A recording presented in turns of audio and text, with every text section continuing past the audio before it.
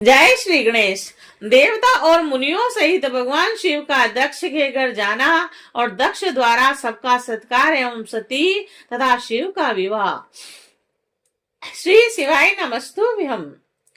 नारद जी बोले, जब आप भगवान रुद्र के पास गए तब क्या चरित्र हुआ है, तात कौन सी बात हुई और शिव जी ने स्वयं क्या किया। ब्रह्मा जी बोले, हे नारद, तदंतर में हिमालय पर्वत के कैलाश शिखर पर रहने वाले परमेश्वर महादेव शिव को लाने के लिए प्रसन्नता पूर्वक उनके समीप गया।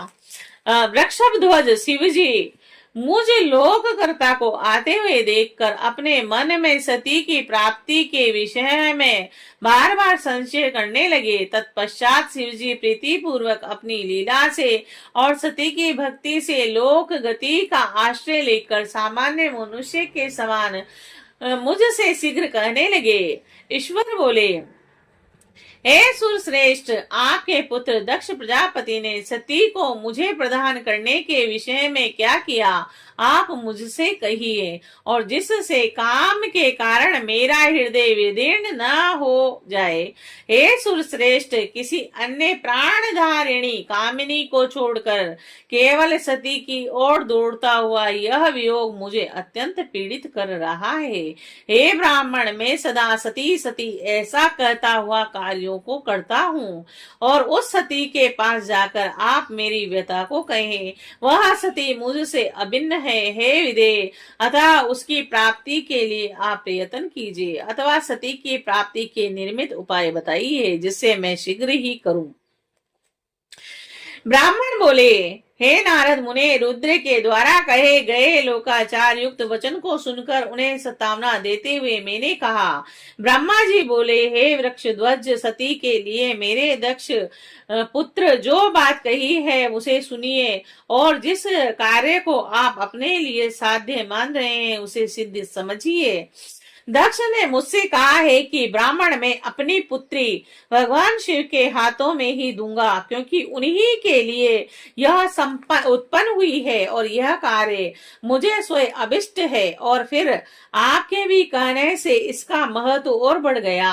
मेरी पुत्री ने स्वयं इसे उद्देश्य से भगवान शिव की पूजा की थी, और इस समय शिव जी भी इसी विषय में पूछताछ कर रहे हैं। इसीलिए मुझे अपनी कन्या शिव जी के हाथ में अवश्य देनी है। हे विदे, हे शंकर, शुभ लगन और सुंदर मुहूर्त में मेरे यहाँ पधारे, जिससे मैं उन्हें भिक्षा रूप में अपनी कन्या प्रदान करूं। हे वृषभध्वज, दक्ष ने मुझसे ऐसी बात कही है, अतः आप शुभ मुहूर्त में उनके घर चलिए और सती को ले आइए। ब्रह्मा जी बोले, हे मुने, मेरी ये बात सुनकर भक्त वत्सल भगवान रुद्र लौकिक गति का आश्रय लेकर हंसते हुए मुझसे कहने लगे। रुद्र बोले, बात की रचना करने वाले हे ब्राह्मण, मैं आपके और नारद के साथ ही दक्ष के घर चलूंगा, अतः आप नारद का स्मरण करें और अपने मरीचि आदि मानस पुत्रों का भी स्मरण करें। हे विदे, मैं अपने गणों सहित उन सब के साथ दक्ष के घर चलूंगा।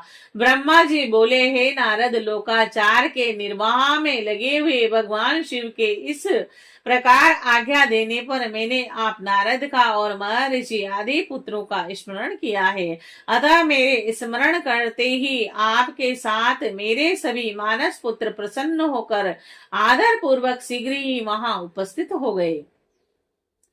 भगवान रुद्र के स्मरण करने पर शिव भक्तों में श्रेष्ठ वे विष्णु भी अपने सैनिकों तथा कमला लक्ष्मी के साथ गरुड़ पर आरूढ़ हो तुरंत वहां आ गए।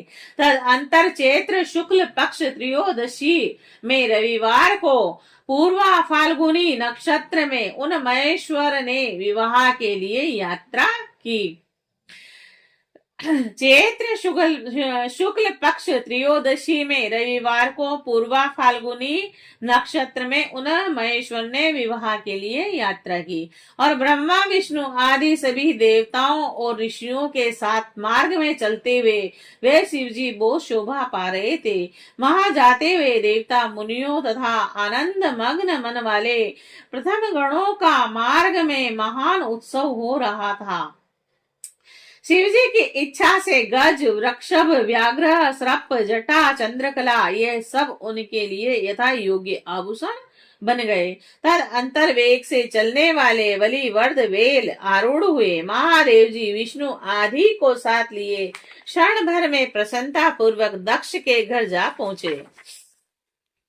तब हर्ष के कारण रोमांचित और विनित चित्त वाले दक्ष समस्त आत्मीय जनों के साथ भगवान शिव की अगवानी के लिए उनके सामने आए।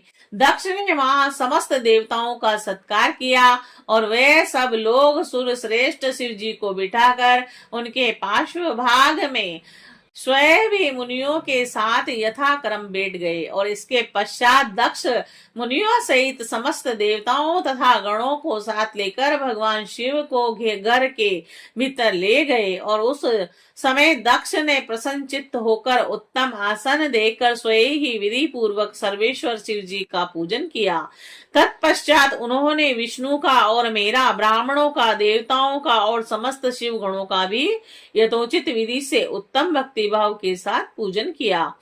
इस तरह पूजनीय पुरुषों तथा अन्य लोगों सहित उनका पूजन करके दक्ष ने मेरे मानस पुत्र मरीचि आदि मुनियों के साथ मंत्रणा की और इसके बाद मेरे पुत्र दक्ष ने मुझ पिता को प्रणाम करके प्रसन्नता पूर्वक कहा, हे विभो, आप ही वैवाहिक कार्य कराएं। तब मैं प्रसन्न मन से बहुत अच्छा ऐसा कहकर उठ करके वह समस्त कार्य करने लगा। तदंतर दक्ष ने ग्रहों के बल से युक्त शुभ लगन और मुहूर्त में हर्ष पूर्वक शिव जी को अपनी पुत्री सती प्रदान कर दी। उन शिव जी ने भी उस समय हर्षित होकर सुंदर शरीर वाली दक्ष पुत्री का वैवाहिक विधि से पाणी ग्रहण किया और उस समय मैंने, श्री हरि विष्णु ने और आपने, अन्य मुनियों ने, देवताओं ने तथा प्रथम गणों ने भगवान शिव जी को प्रणाम किया और अनेक प्रकार की स्तुतियों द्वारा उन्हें संतुष्ट किया।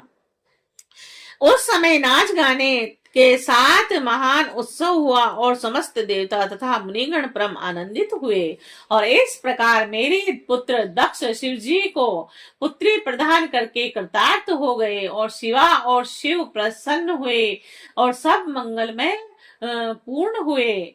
जय शिव शंकर।